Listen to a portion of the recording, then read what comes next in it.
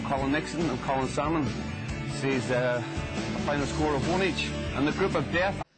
Well, Keith, that's what you call emphatic. Yeah, it was a good game. I think we had many chances in the game. I don't see them having many chances at all, and Naila came up with a great goal at the end to put us to bed. Considering the opposition, was that your best performance of the season so far? Yeah, I think we stepped it up. We knew we had to get the 3 points tonight. We had down a few bodies and everyone dug in. It was a great performance by everyone. What do you put that down to? The fact that you were down to a heavily depleted squad of 15, only 3 outfield players on the bench? I think everyone worked hard and the quality shone through. That was the main thing. Everyone was at the races today, and that was what got us going, yeah. Magnificent start, goal after 6 minutes, Mark Quigley. Was it that quick, was it? Jeez, yeah, it was a good start, yeah, but we had loads of chances first half. I had one, Gary Dempsey, Gary O'Neill, and we sort of put them to bed in the first half. And now it's Cove who you have coming here for the first time in a decade and a half at the weekend. Yeah, that's the next game. It's the most important game, so we'll be gearing up to that now and training that tomorrow. Well, you are the Umbro man of the match, and here's the presentation, and it's the chairman of the Setanta Sports Cup Organising Committee, Milo Corcoran. Well done. He did very well tonight, Keith. But hey, what about those strikers? They were on fire. Goal each. Des was having a wee bit of a pop at you, wasn't he? Listen, I never said they were bad players. You did all the different options. They missed a few tonight, though, as well. Missed a few. Better believe it. I mean, Quigley's got fantastic technique. I mean, he's a footballer in every sense of the word. Sometimes I think his end product isn't everything that it should be. And I mean, I have to agree with you. I think at times, I mean, they're both capable of doing things like this. I mean, a tremendous strike here. Alan Manus, who was brilliant on the night, had no chance of that. A great strike by Gary O'Neill. But you have to say at times, I agree with you at times in terms of the physical presence can be a wee bit lacking, and the two of them want to go and play sometimes.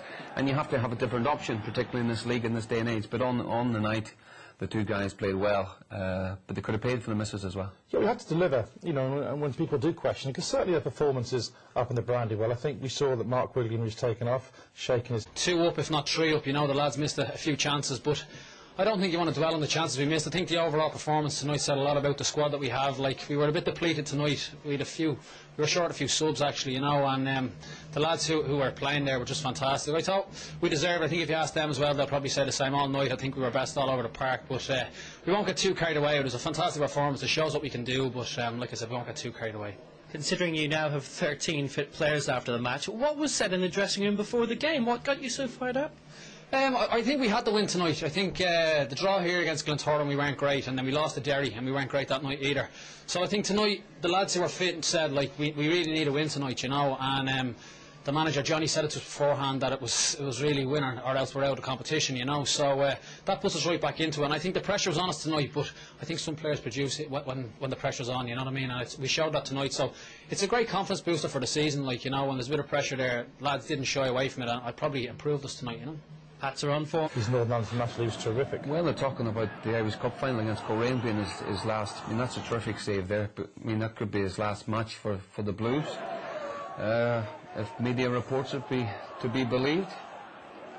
And I thought in the second half as well, he knew his timing was. There's a great block here. I mean, that's one of those ones where you get sent off, and he got a good hand to it. But you can see why he's attracting interest. Another great block here as well. Stands up. Doesn't make it easy for Keith Fahey. Barry Ryan back in tonight. I mean, you know, didn't play at the weekend. Gets his chance again tonight. No, to be fair, I didn't have a lot to do, did he? This is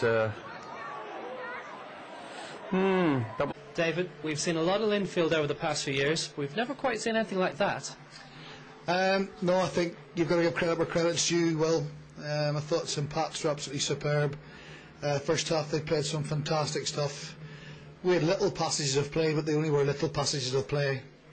We maybe improved slightly second half, but again, you know, their pace, their quickness in their attack, their ability to break through very, very quickly was excellent. I'm certainly not going to be critical of my players. They have done tremendously well thus far.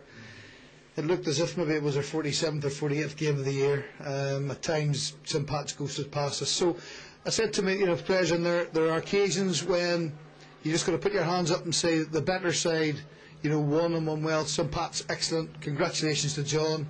As I say, his side tremendously well drilled, and it was a difficult night for us. And I've got to say, I was pleased to hear the final whistle. 1-0 at half-time, only 1-0. It could, in fairness, have been a lot more. Well, the reality was, well, if it had been a boxing match, I think we were probably on our last 8 count, because, not to put too fine a point on it, we were battered, absolutely battered. We possibly didn't help ourselves on occasions, but and that's not a criticism of my own players. We agreed with it at half time. We said, "Crikey, we've got to get a grip of this." We changed from our usual sort of formation, went back to 4-4-2. We thought, right, let's take individual responsibility for some of the things that were going on. And as I say, I thought we did parts of it better second half, but I think tonight it would be inappropriate to take any away from some parts. I thought they were excellent, and it was just a night where it was a tough night for us. Hefty travelling support. Yeah, massive. With respect, you know, our support are wonderful, and they came and they sang their hearts out for us, and you know, I'm desperately sorry for them. They've got the journey, 2-hour journey, 3-hour journey up the road. We wish we could have performed an awful lot better. We would have wanted to perform an awful lot better. And as I say, we have a say in our own club, no excuses. So I have no excuse tonight. Better side won, better side played, some superb football. It's been a long season for us, and sometimes, you know, when you come to this period, the legs begin to go a little bit. So I'm not critical. It's only our second defeat tonight out of all the Setanta Cup games. We've done tremendously well. Unfortunately, we came up against an excellent side tonight. And maybe, just maybe, you'll win the league on Saturday. Thank you very much. Thanks very much indeed, Will. Chance after chance. I mean, we're looking at them here. But I mean, I've said at half time, we've seen this the last couple of seasons. You know, Cork last year when Joe Gamble did his famous, you know, the infamous interview afterwards. I mean, they did batter Linfield on the night, but Joe lost. Gamble doesn't give infamous interviews. You know, but they paid the price. I mean, Pats could have paid the price tonight because Linfield had 1-0. It wasn't just good goalkeeping; it was poor finishing as well. Poor finishing, and it's the man of the match. I mean, if Pats had, I think Brian Hamilton made a very good point. That should have gone across the keeper. Yeah. You know, don't miss the near post. The Titans have picked the wrong option. I mean, a lot of times they picked the wrong option tonight, but I mean, the finishing was very, very poor. You know, on another, I mean, that's a poor enough effort by Keith Fahey, but on a particular Look at night, the space Ryan Guy was in here as well. Could have been 5 or 6. I mean, it's unusual to see a Linfield team as poor as that. We'll hear what Johnny Mack thinks. That's after this break.